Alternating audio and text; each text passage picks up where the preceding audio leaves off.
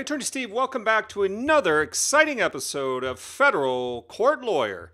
Okay, so we are talking in this video about this very simple question: what happens in federal court? So I get clients that ask me, hey, Attorney Steve, we're going into federal court. How does it work? What happens? So this is going to be a general overview. This is not going to be in depth. There's lots of little pieces to this, and some of these things I've done videos on, so I'll let you know. But this is a general overview of federal court timeline, okay? So generally in a case, let's just take for an example a software infringement case. One competitor wants to sue another for software infringement, okay? So let's just say the pre-litigation steps would be pretty basic. You might have a cease and desist letter, that's the C&D, or you might have a demand letter, okay? The demand letter might be requesting monetary payment for past licensing fee and damages. So you have this pre-litigation. If that goes awry and they say, no, we're not paying you a penny, we're not infringing anything, you may need to send a litigation hold letter. And I have a blog on that. If you want to Google Attorney Steve litigation hold letter, you may need to send a hold letter telling them to preserve all evidence, okay? No spoliation. Federal court judges do not like spoliation, okay?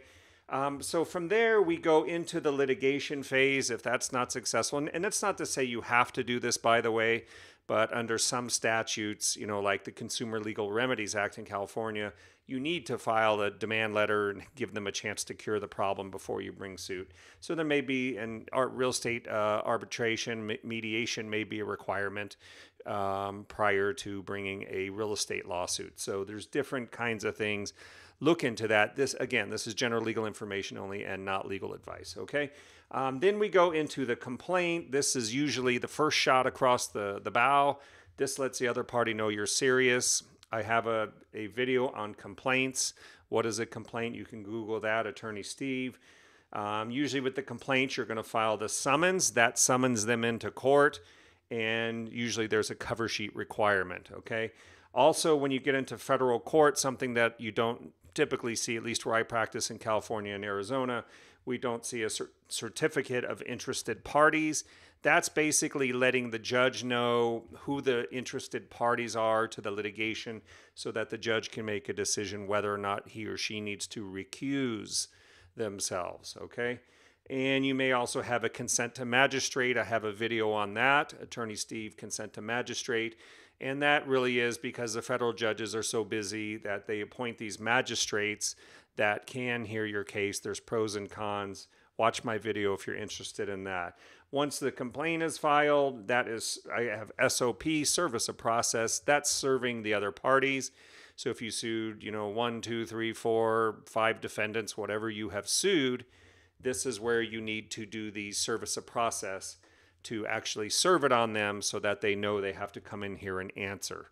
Okay, then you file the proof of service with the court.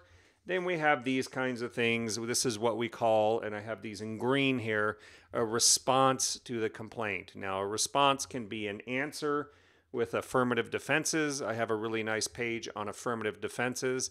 I also have a video on what an answer is, so check those out if you're interested.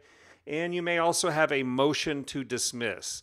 What's a motion to dismiss? This is a motion telling the judge there's a problem. Either there's no jurisdiction, they don't state a cause of action, or a couple other grounds where you can say this case should just be dismissed right here and right now. Realize, however, that judges are very liberal in granting amendments. So, they may allow your opponent to, they may allow the other party to the litigation to amend the complaint and fix any deficiency. So bear that in mind, but sometimes you need to do that, okay? So there is your answer, your complaint, your answer. Then we get into this in federal court. We get into this concept of scheduling conferences. And generally, just to keep this stuff right here kind of basic, 1, 2, 3, there's a scheduling conference would come up, but usually what the court wants the parties to do is M&C, meet and confer, get together, talk about your initial disclosures, your claims, your defenses, your deposition, your discovery and deposition timelines. When do you want to cut off the discovery? When do you want to have a trial date? These are the kinds of things the court wants the parties to work through that and issue a joint Rule 26F report. That's 26F is a Federal Rules of Civil Procedure, and that's basically just getting together with the other party, setting down what you want to be your timeline for all this to occur, okay? So this gives the parties the leeway to decide for themselves how they want the case to proceed. The courts want to see that. This is also time to enter into any protective orders, and this would be if one company, let's say a software company, has trade secrets, and that's going to be disclosed during the litigation. You may want to try to keep that confidential between the parties, used only for litigation and other things. Now, I'm going to be doing a video on protective order because that really deserves its own topic.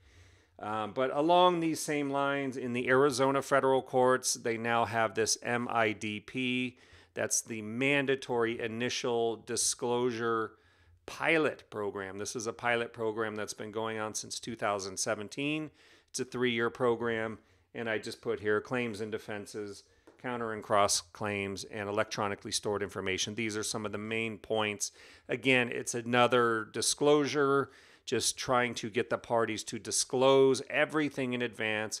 The theory being that this helps speed up a case and unclog the courts. Remember, the courts are often, overpowered, undermanned, those kinds of things. So these are in federal court, which you don't see in state court, at least in my courts, is these mandatory initial disclosures. That's something that you want to think about in your case too. Before you're bringing a case, realize you're going to be bringing this information out right up front. Your claims and defenses, your damages, your computation of damages. You're going to be listing the relevant documents, things like that. So really, you're going to be disclosing this stuff up front. So think about that, okay? Then you have the scheduling conference. Usually your agreement is honored. Usually the court will just go ahead and agree with those. And off you go into the wonderful world of discovery. And that's where you get to do depositions and send interrogatories to each other, which are written questions, and to request additional documents and things like that. So then you have your discovery period. You're going to have your cutoff.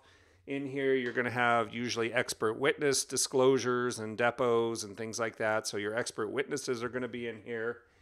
And then I put up here ADR. ADR is alternative dispute resolution. That's really where the parties, the judge may order the parties to mediation or a court-ordered mediation, or the parties can agree voluntarily. Hey, we don't want to go through all this court. I think we can get it resolved. Let's go to mediation. So I put in here ADR, that's alternative dispute resolution. And then down here, somewhere in the big mix of things, if one party cannot prove its claims or counterclaims, you may see what's called an MSJ. I have a video on responding to an MSJ.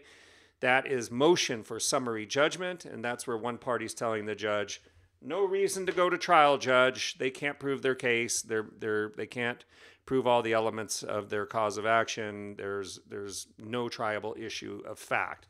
So there's your motion for summary judgment. The court rules on those. If there is triable issues, it comes over here to your trial. And as I put here, you're going to have CMCs. That's a case management conference. You may have status conferences. You may have settlement conferences.